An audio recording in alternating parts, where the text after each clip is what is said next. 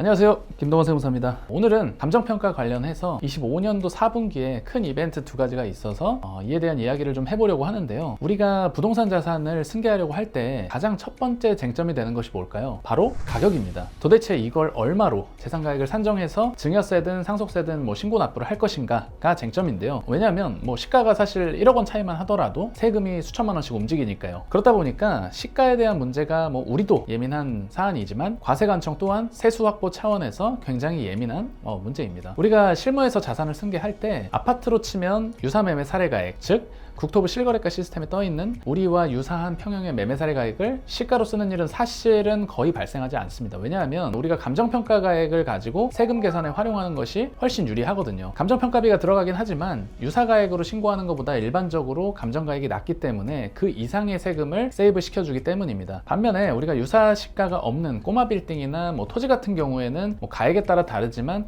기준시가로 승계를 하는 경우도 아직은 많이 존재합니다. 여기서 의문점이 하나 생기죠. 요즘은 기준시가로 증여하거나 상속을 하면 국세청이 다 직권으로 평가를 해서 세금을 재결정한다고 하는데 이거 너무 리스크한 거 아니냐? 맞습니다. 실제로 19년도 시행령 개정 이후에 국세청이 예산을 지속적으로 확대해오면서 감정평가 사업을 통해 세수를 굉장히 손쉽게 확보를 해왔습니다. 26년에도 그 기조가 유지되거나 아니면 더 확대될 것으로 전망을 했었는데요. 제가 두 가지 이벤트가 있었다고 말씀드렸었잖아요. 예상과는 달리 2026년도는 자산을 승계하기에는 작년보다는 그래도 좋은 기회가 될 것으로 보여지는데, 첫 번째는 26년도 평가 예산이 예년 대비해서 30% 삭감됐습니다. 예를 들어서 예산 때문에 상속증여 신고한 건물 가액 중 예를 들어서 기준시가 20억 이상만 직권평가 대상이 되었었다면 26년도는 예산 삭감 이슈로 그 기준치가 올라가거나 혹은 동일하게 유지될 거라 예상해봄직하죠. 그래서 자산가액에 따라서 어떤 좋은 의사결정을 할 수 있는 타이밍이라 보여집니다. 실제로 제가 작년에 진행했던 사례들 중에서 이 정도면 기준시가로 승인이 나겠다 판단했었던 용산구라든지 양천구,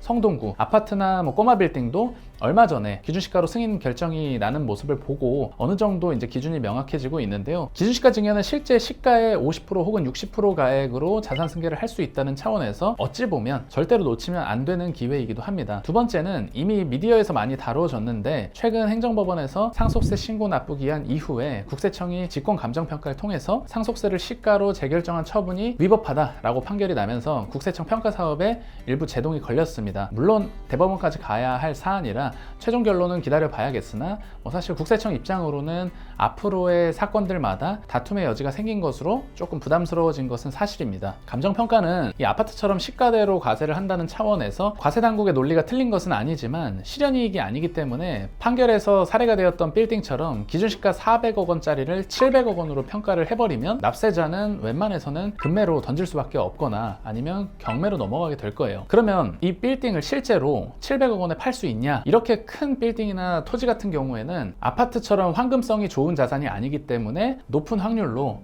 그렇지 않겠죠. 최악의 경우에 이 건물이 경매 처분되게 되면 실제 감정가액의 60에서 70%까지 떨어져서 매각이 될 수도 있는 것인데, 그러면 우리가 세금은 700억 기준으로 내고 돈은 예를 들어 500억 원만 회수를 하고, 한마디로 진짜 망한 거죠. 덩어리가 크면서 이렇게 황금성이 떨어지는 자산에 대해서는 이런 일들이 종종 발생합니다. 사실 400억 원으로 신고를 하는 것이 그렇게 문제냐라고 한다면 향후에 700억 원의 납세자가 매각을 하면 300억 원 실현 이익에 대해서는 사실 양도소득세로 세수 확보가 가능해서 국세청 입장에서는 세수 확보의 타이밍의 문제이지 조세 입실은 없는 거거든요. 특히 이렇게 덩어리가 큰 빌딩이나 토지 같은 자산은 앞서 이야기한 것처럼 황금성이 많이 떨어지고 실제 시장에서의 가격과 감정평가 가격과의 괴리 때문에 이러한 이슈들이 종종 발생하곤 합니다. 어찌됐건 정답을 논할 수는 없는 부분이고, 과세당국도 법에 정해진 대로 집행을 하고 있는 터라 이렇게 판결이 나와버리면 선제적으로 시행령을 다시 개정하거나 다시금 과세 체계를 바로 잡을 수도 있을 겁니다. 그럼에도 불구하고 26년은 이런 판결과 예산 삭감 이슈 이런 것들과 더불어서 기준시가 승계에 대한 부분은 누군가에게는 좋은 기회가 될 수 있는 한 해가 될 것으로 보여집니다. 그래서 오늘은 국세청 감정평가 사업에 대한 최근 동향을 말씀드렸는데요. 오늘 내용이 도움이 되셨다면 구독, 좋아요, 알림 설정까지 부탁드리겠습니다. 감사합니다.